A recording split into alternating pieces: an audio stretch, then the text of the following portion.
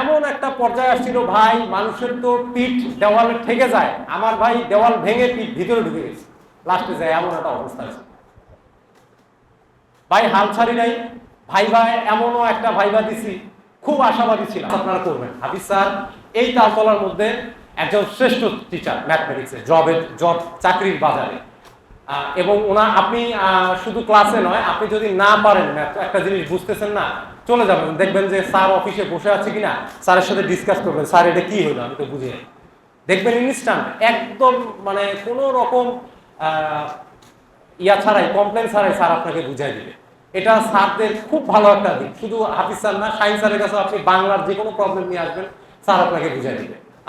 তা আমার স্যারদের কে আমি অসংখ্য কৃতজ্ঞতা এবং ধন্যবাদ জানাই। হাফিজ স্যার, শাহিন স্যার, এনারা প্রচন্ড হেল্পফুল। আপনারা যে কোনো সমস্যায়, যে কোনো কিছু হলে স্যারদের কাছে আসবেন, বলবেন, ওনারা আপনাদেরকে হেল্প করবেন। ম্যাথ বিশেষ করে না বুঝলে, আপনি ম্যাথ জানলে, আপনার ম্যাথ ক্লিয়ার আর আপনি টাইপ জানেন, আপনার ভাই চাকরি হবে। Panacea computer and short hand training সেন্টারে উপস্থিত শিক্ষকবৃন্দ, আমার প্রাণপ্রিয় সহপাঠী, আপনারা যারা আসছেন নতুন, তারাও আমার সহপাঠী। আমার তো শুধু চাকরি হলো অল্প কিছুদিন হওয়ার, এখনো জয়েন করি নাই। তো সবাইকে সালাম জানাই, আসসালামু আলাইকুম এবং শুভেচ্ছা। আসলে আমার এটা ছিল 5 নাম্বার ভাইবা। 6 নাম্বার যে ভাইবাটা দিয়েছিলাম সেটা হচ্ছে ভূমি রেকর্ড ও জরিপ অধিদপ্তর। 7 নাম্বার ভাইবা দিব প্রাণী সম্পদ অধিদপ্তরে। তো ভূমি রেকর্ড ও জরিপ অধিদপ্তরে যেদিন ভাইবা দিতে যাই, ওয়েটিং রুমে বসেছিলাম। তো একজন স্যার, যিনি আর কি কাগজপত্র চেক করছিলেন, তিনি বলছিলেন যে বাংলাদেশের মানুষ কথা শুনতে চায় না, বাংলাদেশের পাবলিক কথা শুনতে চায় না। যদি কথা শুনতোই তাহলে আজকে বাংলাদেশ আরো অনেক দূর চলে যায়। তো আসলে আমাদের অনেকক্ষণ ধরে কথা হচ্ছে, আপনারা হয়তো বিরক্ত হয়ে গেছেন। তো আমি যেটা বলবো যে বিরক্ত হবেন না, এখানে অনেক এমন কিছু কথা শুনে যাবেন যেগুলো হয়তো আপনার জীবনে টনিক হিসাবে কাজ করতে পারে। তো আমি আমার লাইফের একটু সামান্য কিছু ঘটনা, মানে আমার কিভাবে এখানে আসা, সেটা একটু বলতে চাচ্ছিলাম। যে আমি করোনার সময় আমার অনার্সটা যখন কমপ্লিট হয়ে গেল, আমি মানে আমি সবসময় নিজের টাকায় চলার চেষ্টা করছিলাম। অনার্স যখন করেছি তখনও বাবার কাছে কিছু নিতাম, ফর্ম ফিল আপের টাকা নিতাম, আর কিছু টাকা নিতাম হচ্ছে আমি টিউশনই করাতাম, প্রচুর টিউশনই করাতাম। ফিজিক্সের স্টুডেন্ট হিসাবে আমার একটা ডিমান্ড ছিল মার্কেটে টিউশনি।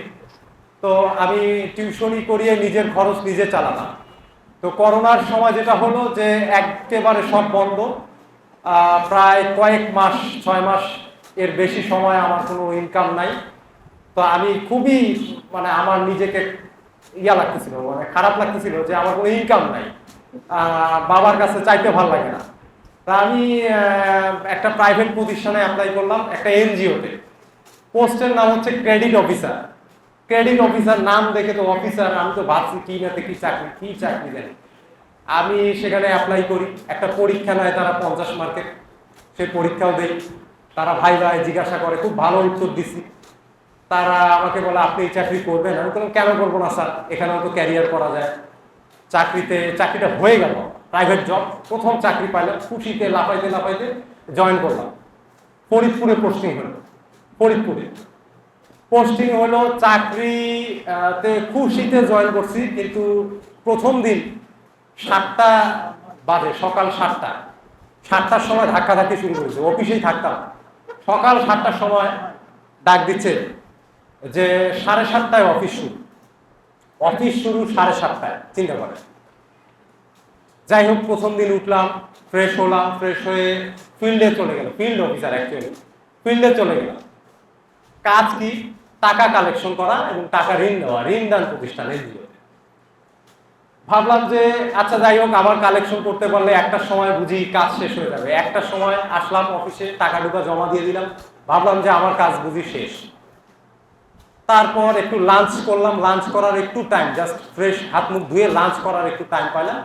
লাঞ্চ করার সাথে সাথেই যাইতে হলো টাকার হিসাব নিকাশ নিয়ে ব্যাংকে আমি ভাবলাম যে হয়তো ব্যাংকে টাকাটা জমা দিয়ে দিলেই আমার বুঝি কাজ শেষ। ব্যাংকে টাকা জমা দিয়ে অফিসে আসতে আসতেই বললো যে বিকালবেলায় মানে তখন বাজে 4টার মতো আশেপাশে, বলতেছে যে আপনার তো অনেক ডিউ আছে, ডিউ কিছু আগের কিছু টাকা কালেকশন করে আছে, চলে যান অমুক জায়গায়। সে জায়গায় চলে গেলাম, যে কালেকশন ভাবলাম যে আজকে মনে হয় এটা ব্যতিক্রম, প্রতিদিন তো আর হবে না। সেই জায়গায় বিকালবেলা কালেকশন করলাম, করিডোরে সন্ধ্যা 7টা 7:30টার দিকে চলে আসছি। 7:30টার দিকে আসার পর ভাবলাম যে এখন বুঝি আমার অফিস শেষ, আমি একটু রিল্যাক্স। তখন আবার হিসাব নিয়ে সারা দিনের যা যা কালেকশন করছি সব আপনার কম্পিউটারে আপলোড করা লাগে, একটা ফাইলে লিখতে হয়। এছাড়াও ভর্তির ব্যাপার আছে, ঋণের ব্যাপার আছে, বহু হিসাব, বহু, জানেন আর কোনো শেষ নাই। মানে এক একটা দিন মনে হইতো যেন এক একটা মাস, এক একটা দিন এক একটা মাস। চিন্তা মানে আপনি বিলিভ করবেন কিনা জানি না, সকাল 7:30টায় অফিস শুরু করতাম, রাত 10টা 11টা 12টা, কোনো মানে শেষ হওয়ার কোনো মানে টাইম টেবল ছিল। মনে হইতো যে কবে এই চাকরি ছাড়বো, কবে ছাড়বো, ছাড়লে যেন আমি বাঁচি। যাই হোক, একটা আমি অনেক ট্রাই করছি, মানে এখান থেকে করোনার কারণে কোনো কিছু খোলা ছিল না ওই সময়, মানে আমি করোনার কারণে সবকিছু আধা মাথা খোলা ছিল, হাফ। তা আমি শেষ পর্যায়ে প্রায় 1 বছর অনেক কষ্টে, 1 বছর আমার কাছে 10 বছরের সমান গেছে, এরকম একটা সময় গেছে। আমি একটা হাই স্কুলে, আমি পদার্থবিজ্ঞানের ছাত্র হওয়ার কারণে অনেক কোচিং টিউশনের সঙ্গে ইনভলভ থাকার কারণে একটা হাই স্কুলে শিক্ষকতা পেশায় আমার সুযোগ হয়, সেটা রাজবাড়ী জেলায় গোয়ালন্দ উপজেলা। সেখানে আমি শিক্ষকতা পেশায় জয়েন করি জানুয়ারি মাসের 1 তারিখে, সেটা হচ্ছে 2022 সালে। বেশ ভালোই, তখন ওখানে যে আমার খুব ভালো লাগছে চাকরিটা, মানে এইটার তুলনায় ওটা অনেক আরামদায়ক ছিল। জব করলাম, শুরু করলাম এবং মোটামুটি স্যালারি পাচ্ছিলাম, প্লাস আমার অনেক টিউশনই ছিল, ব্যাথ ছিল, ম্যাথ পড়াতাম, ফিজিক্স পড়াতাম, বিজ্ঞান পড়াতাম। ম্যাথ আমার ক্লিয়ার ছিল, ম্যাথ নিয়ে আল্লাহ দিলে আমার কোনো সমস্যা নেই। হাফিজ স্যারের ক্লাস আপনারা করবেন, হাফিজ স্যার এই তালতলার মধ্যে একজন শ্রেষ্ঠ টিচার ম্যাথমেটিক্সের, জব চাকরির বাজারে। এবং আপনি শুধু ক্লাসে নয়, আপনি যদি না পারেন ম্যাথ, একটা জিনিস বুঝতেছেন না, চলে যাবেন, দেখবেন যে স্যার অফিসে বসে আছে কিনা, স্যারের সাথে ডিসকাস করবেন, স্যার এটা কি হলো আমি তো বুঝি না। দেখবেন ইনস্ট্যান্ট, একদম মানে কোনো রকম ইয়া ছাড়াই, কমপ্লেন ছাড়াই স্যার আপনাকে বুঝাই দিবে। এটা স্যারদের খুব ভালো একটা দিক। শুধু হাফিজ স্যার না, শাহিন স্যারের কাছে আপনি বাংলার যে কোনো প্রবলেম নিয়ে আসবেন, স্যার আপনাকে বুঝাই দিবে। আচ্ছা, হাই স্কুলে যখন আমি জব করলাম, মাস গেলে আমি ভালো একটা অ্যামাউন্টের প্রায় 25-30 হাজার টাকা ইনকাম করি আমার প্রাইভেট টিউশনি হ্যান ত্যান মিলায়। কিন্তু আমি দেখলাম যে আসলে এই জবের কোনো ফিউচার নাই, কোনো ফিউচার নাই। হ্যাঁ আছে, আমি একটা আমার প্রেজেন্ট চলছে, ভালো চলছে, কিন্তু ফিউচার নাই। ফিউচার কি? ফিউচার আমার একটা গভর্নমেন্ট জবের কয় টাকা বেতন, কয় টাকা বেতন, কিন্তু একটা লাইফ সেটেল, ওটা একটা সেটেল। আপনি যে গ্রেডেই পোস্টে জব পান না কেন, ওটা একটা সেটেল, পার্মানেন্ট ফিউচার আছে। তো আমি করলাম কি, আমি ওই চাকরির টাকা দিয়ে একটা গরু কিনছিলাম। সেই গরু গ্রামে গরু, দেশি গরু অত দাম নাই, বিক্রি করে দিলাম মাত্র 30,000 টাকা। বিক্রি করে দিয়ে ল্যাব তোষক নিয়ে যা আছে ওই কাঠটি গাটে একদম গোছায়া চলে আসছি। স্যারকে বাসা বলছি যে স্যার বাসা টাসা তো চিনি না, তালতলা কোথায় কি আমি জানি না, টাকা পাঠাই দিয়েছি স্যারকে, স্যার রুম ঠিক করে ফেলছে, চলে আসছি সকালবেলা নামে এখানে চলে আসছি। সেদিন আবার স্যার ছিল না, শাহিন স্যার একটু বাইরে গেছিল, হাফিজ স্যারের নাম্বার দিয়েছে, হাফিজ স্যারের সাথে যোগাযোগ করে আমার বাসায় উঠে গেছি। সন্ধ্যাবেলায় এসে স্যারদের সাথে পরিচয়। সেদিন থেকে আমার একটা নতুন জগৎ। আমি একটা চাকরি করতাম ভাই, চাকরির লাইফস্টাইল আর একটা বেকার ছেলের লাইফস্টাইল সমান। যাই হোক, প্রথম কিছু টাকা পয়সা ছিল, চাকরির টাকা। যখন টাকাটা শেষ হয়ে গেল, আমি কিন্তু বাসা থেকে কোনো টাকা পয়সা নিয়ে গেলাম। আমার এটা চলায়, যে চাকরি করা ছেলে সে বাসার থেকে টাকা নিতে পারে না। আর আমরা এখানে যারা আসছি ম্যাক্সিমামেরই বাসার থেকে এই মুহূর্তে নেওয়ার মতো, বা সেই সবাই আমরা ভাই মধ্যবিত্ত নাহলে গরিব ফ্যামিলির ছেলে, আমরা সবাই এখানে যারা আছি, ঠিক আছে। তো আমি চাপ দিই বাসায়, অনেক খোঁজাখুঁজি করে মিডিয়ার মাধ্যমে একটা টিউশনি হলো, তারপর আর একটা টিউশনি হলো, 2টা টিউশনি, তারপর আর একটা 3টা টিউশনি মিলে আমার টোটাল 17,500 টাকা ইনকাম করা, ঠিক আছে। কিন্তু টিউশনি নেওয়াতে যেটা সমস্যা হলো যে আমি আবার পড়াশোনা করার টাইম পাই না, তারপর আবার 2টা টিউশনি বাদ দিয়ে দিলাম, 2টা বাদ, মাত্র 6,000 টাকার একটা টিউশনি নিয়ে চলছে। এমন একটা পর্যায়ে আসছিল ভাই, মানুষের তো পিঠ দেওয়ালে ঠেকে যায়, আমার ভাই দেওয়াল ভেঙে পিঠ ভিতরে ঢুকে গেছে। লাস্টে যায় এমন একটা অবস্থা আছে। ভাই হাল ছাড়ি নাই, ভাইবা এমনও একটা ভাইবা দিছি, খুব আশাবাদী ছিলাম। বোর্ডের নাম বলবো না, কোন জায়গা বলবো না, অফিসের নাম। এত আশাবাদী ছিলাম যে চাকরিটা আমার হবেই। আমি আমার রুমমেটদেরকে বলছিলাম, ছোট ভাইদেরকে বলছিলাম, আজকে আমার হয়তো লাইফে টার্নিং পয়েন্ট হয়ে যাবে। কিন্তু দুঃখের বিষয়, একটা লোকাল বাসে উঠছিলাম, 5টা মিনিট লেট করে আমি অফিসে ঢুকছি, আমার সিরিয়াল সবার লাস্টে ফেলা যাচ্ছে। আমাকে এমন কোশ্চেন জিজ্ঞাসা করছে ভাইবা বোর্ডে, আমি পারি নাই। পদার্থ বিজ্ঞানের কোশ্চেন জিজ্ঞাসা করছে, তো পারি নাই।